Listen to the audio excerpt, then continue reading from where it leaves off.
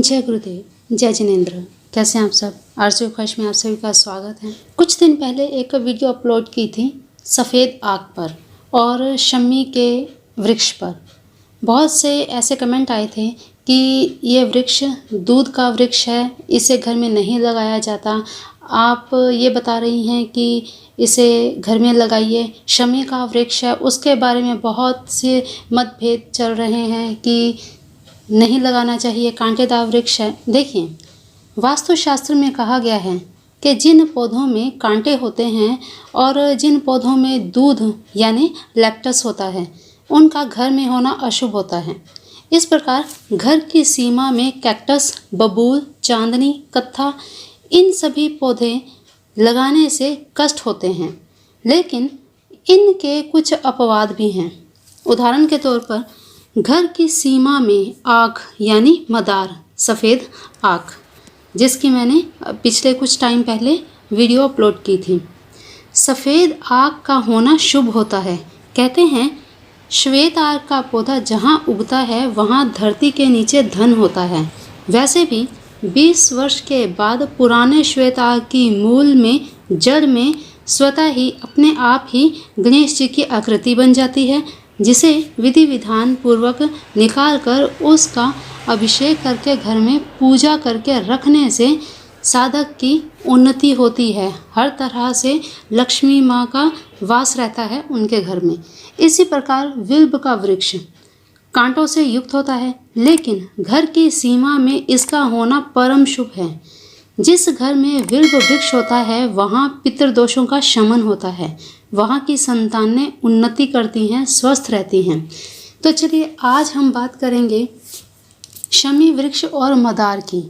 शमी वृक्ष में भी कांटे होते हैं और मदार भी दूध से युक्त है, लेकिन आज आपके सभी ये भ्रम दूर करने वाली हूँ इस वीडियो के माध्यम से। तो वीडियो के एंड तक बने रहिएगा, पूरी इस वीडियो को अच्छे से सुनिएगा, समझिएगा, फिर आप निर्णय लीजिएगा कि अभी तक आपने जहाँ से भी ये चीज़ें सुनी हैं कि इन्हें घर में नहीं लगाना चाहिए और ये कष्टकारक होते हैं, तो इस वीडियो को सुनने के बाद ही अपने एक निर्णय पर पहुंचिएगा कि आपको क्या करना चाहिए। देखिए, शमी और मदार हिंदू धर्म में पूजनीय वृक्ष माने जाते हैं।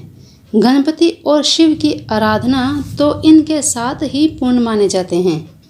इसका कारण शमी और मदार को विघ्नहर्ता गणेश जी से प्राप्त एक वरदान है, जिसकी चर्चा गणेश पुराण के क्रीड़ा कांड में वर्णित कथा में कही गई है, जिसका आज आपको पूरा वृतांत बताने वाली हूँ कि किस तरह से शमी और मदार को वरदान मिला और किस तरह से आज वो पूजनीय हैं। स्क्रीन पर आप गणेश पुराण देख रहे हैं। ये प्रमाण है इस कथा का, इस वृतांत का, कि मदार और शमी घर में रख सकते हैं, कोई भी आपको नुकसान नहीं होगा। देखिए, कथा इस प्रकार है। एक बार नारद मुनि तीनों लोकों में विचरण करते हुए स्वर्लोक में देवराज इंद्र के पास पहुँचे। इंद्र ने उनका यथोचित स्वागत किया। वर्तमान के क्रम में इंद्र ने मुनि से औरव ऋषि की कथा सुनाने का आग्रह किया। नारद मुनि जी ने सहर्ष ही इस प्रकार कथा सुनाई।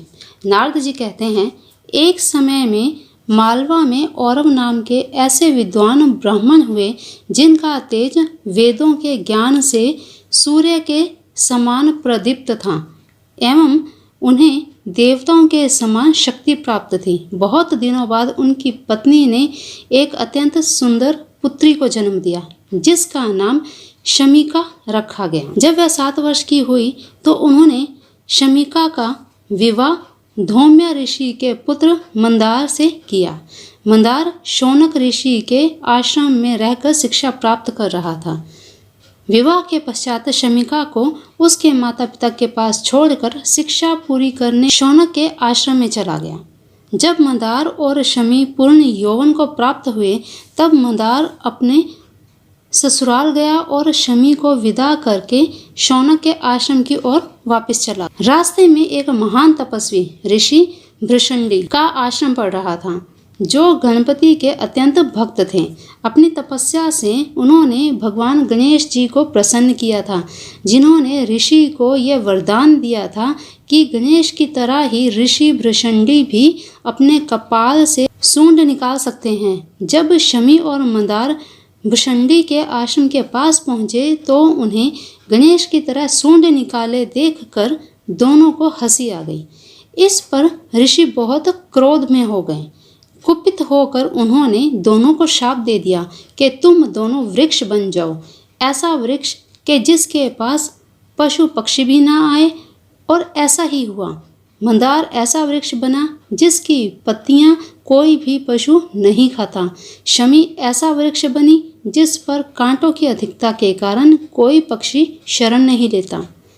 कई दिनों के पश्चात भी जब शमी और मंदार ऋषि शौनक के आश्रम नहीं पहुंचे, तब ऋषि उनकी खोज में निकले। पहले वे शमी के पिता औरव के घर गए। वहां उन्हें ना पाकर ऋषि खोजते हुए भृशंडी के आश्रम पर आए, जहां उन्हें सारे वृतांत की जानकारी हुई। उन्होंने भृशंडी ऋषि से दोनों को शाप मुक्त करने का अनुरोध किया, लेकिन भृशंडी ने इसमें अपनी असमर्थता व्यक्त की। तब उन्होंने भगवान गणेश को प्रसन्न करने के लिए कठिन तपस्या प्रारंभ की। उनकी तपस्या से प्रसन्न होकर गणेश जी 10 हाथ ऊंचे सिंह पर आरूढ़ होकर प्रकट हुए। गणपति ने उन्हें वरदान मांगने को कहा।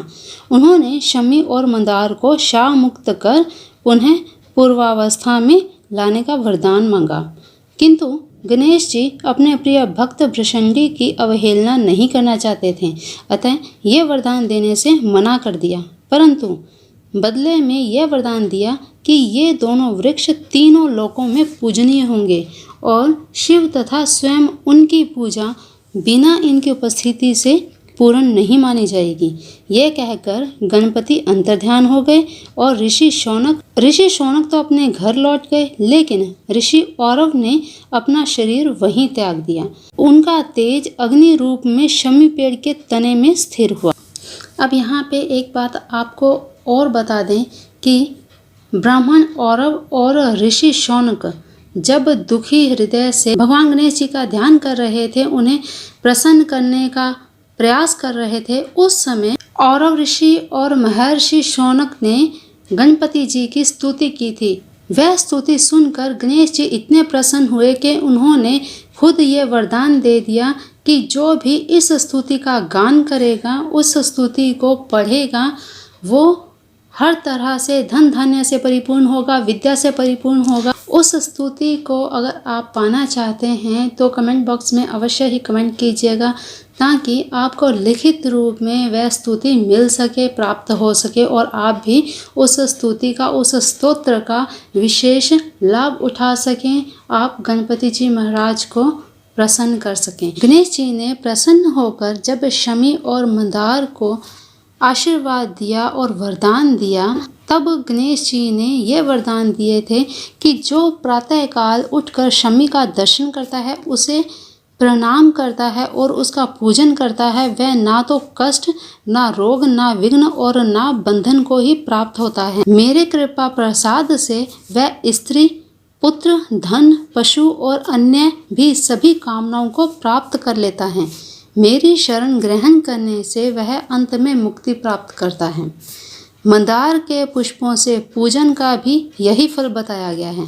मंदार की मूर्ति बनाकर जिस घर में मेरा पूजन किया जाएगा, वहाँ मैं स्वयं विद्यमान रहूँगा और वहाँ ना कभी अलक्ष्मी का प्रवेश होगा, ना कोई विघ्न होंगे, ना किसी की अपमृत्यु होगी, ना कोई ज्वर से ग्रस्त होगा और ना ही अग्नि तथा चोर का कोई भय ही रहेगा।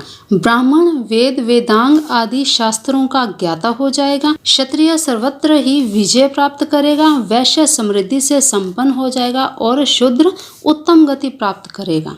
इस प्रकार गणेश जी वरदान देने के बाद उसी समय मंदार वृक्ष के मूल में स्थिर हो गए। इस प्रकार नारद ऋषि ने इंद्र को औरव की कथा सुनाई। इसलिए आज भी शिव और गणेश के मंदिरों में हवन से पहले शमी की लकड़ियों को घिसकर अग्नि प्रज्वलित की जाती हैं, उसमें आहुतियां डाली जाती हैं। बिना मंदार पुष्प और शमी पत्रों के शिव एवं गणपति जी की पूजा पूर्ण नहीं मानी जाती। शमी वृक्ष का प्रसंग महाभारत में भी इस तरह से आता है। जब पांडवों ने 12 वर्ष के वनवास के बाद 1 वर्ष का अज्ञातवास प्रारंभ किया था, तब उन्होंने अपने भेष और नाम बदले थे और अपने अपने अस्त्र शस्त्र विराट नगर के बाहर शमशान में एक बड़े शमी वृक्ष के नीचे ही छिपाए थे। तो देखा आपने, स्वयं गणेश जी ने वरदान दिया कि शमी वृक्ष की और मंदार वृक्ष की पूजा करने के पश्चात क्या क्या लाभ हो सकते हैं। तो ये सभी लाभ तभी हो सकते हैं जब ये आपके घर में स्थित होंगे। तो यहाँ पे एक चीज़ स्पष्ट हो जाती है कि घर में शमी वृक्ष और मंदार का वृक्ष लगाने में कोई भी परेशानी नहीं है, कोई भी नुकसान नहीं है। तो ये चीज़ आज आपको क्लियर हो गई होगी। तो अब आपके मन में कोई भी संशय नहीं होगा। तो बेझिझक मंदार का वृक्ष और शमी का वृक्ष आप घर में लगा सकते हैं। वास्तुशास्त्र अपने हिसाब से कहते हैं, लेकिन अगर आप शास्त्रों को पढ़ेंगे, शास्त्रों की माने, तो इनमें कोई भी नुकसान नहीं है।